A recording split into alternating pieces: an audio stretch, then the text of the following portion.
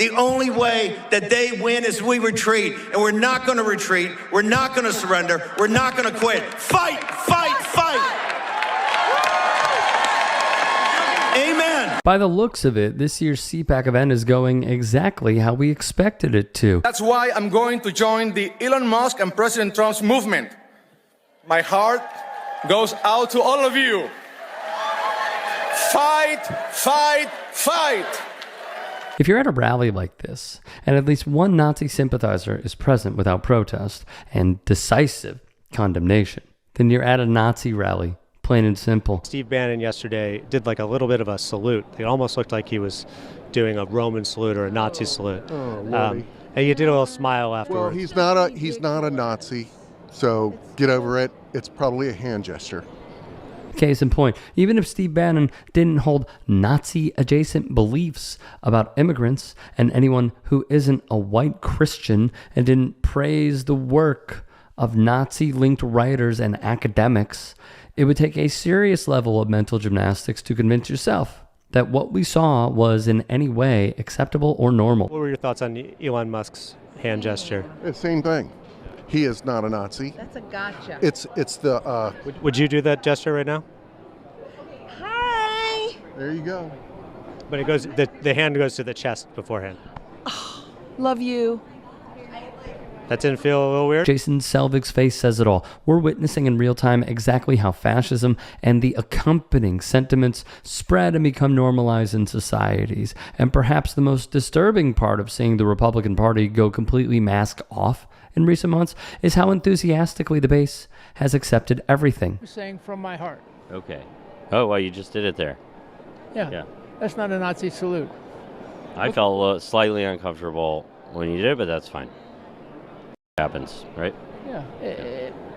Okay. Just as a Jew, just World War II was like, whoa, so many millions of people, and so when people are doing the Nazi salute in one of the major parties, I'm kind of like, whoa, this is a dystopian hellscape. I'm saying it feels a little dystopian when it's like, oh, they were joking, or they did it, they just waved wrong or something. It's like it goes out with my heart. Yeah, there you did it again. All right. Davram Stiefler is spot on here. It is dystopian to see the party in control of all three branches of government openly embrace some of the talking points, policy positions, and iconography of an objectively evil institution that we once proudly celebrated defeating.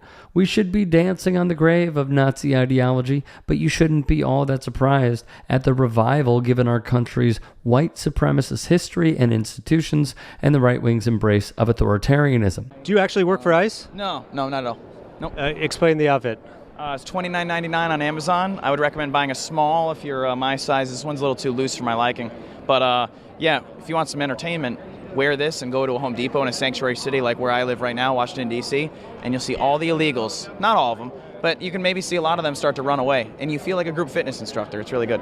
And you actually think that's funny? I think it's hilarious. Absolutely. What's not funny is them illegally... There you have it, everybody.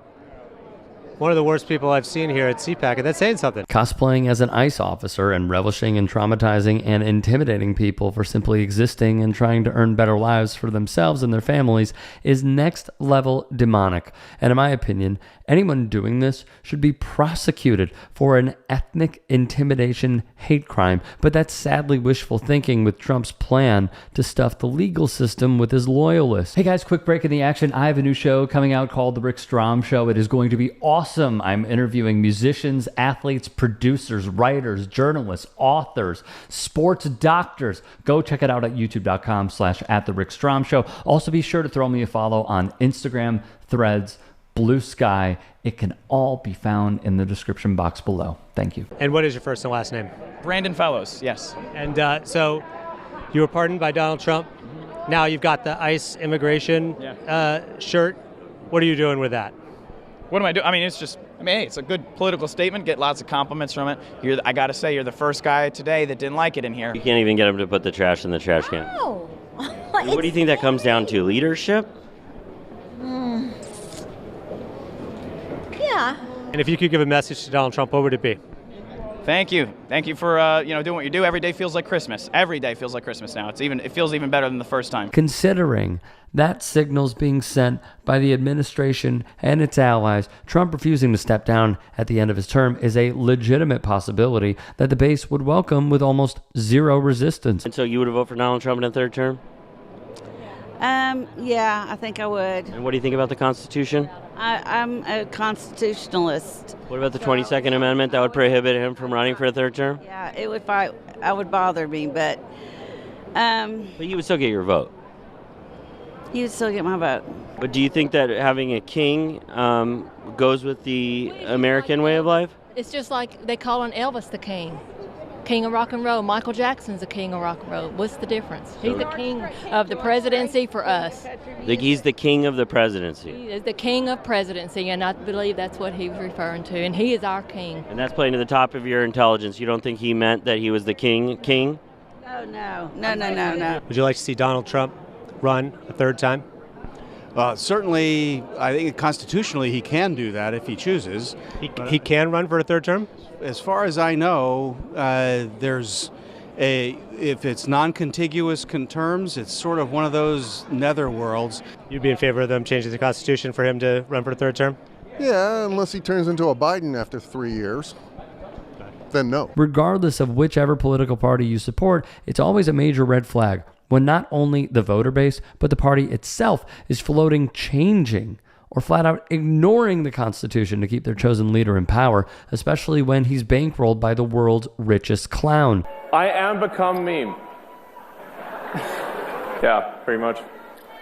I'm living the meme. It's like there's living the dream and there's living the meme, and it's pretty much what's happening, But I'm with Elon. I'm with the hair plug Hitler himself, Elon Musk. Fraudulent payments. The rough estimate from Government Accountability Office is over $500 billion of fraud a year. 500 billion. And how long at a time? Per year. Per year? On Social Security? No, on all on all government. On all entitlements. All entitlements. All entitlements, yeah. Yeah. This is what it's always been about, cutting us off from the vital services our labor funds, all to siphon it into the pockets of the billionaire class and multinational corporations. Fascists and capitalists always align together when the going gets tough. And we're the only ones who can dig ourselves out of this mess. If you can and are willing, please become a paid member here at TYT Sports. And or go to tyt.com/join. In addition, you can follow me on Twitter, Instagram, and TikTok. Appreciate it. Have a great day.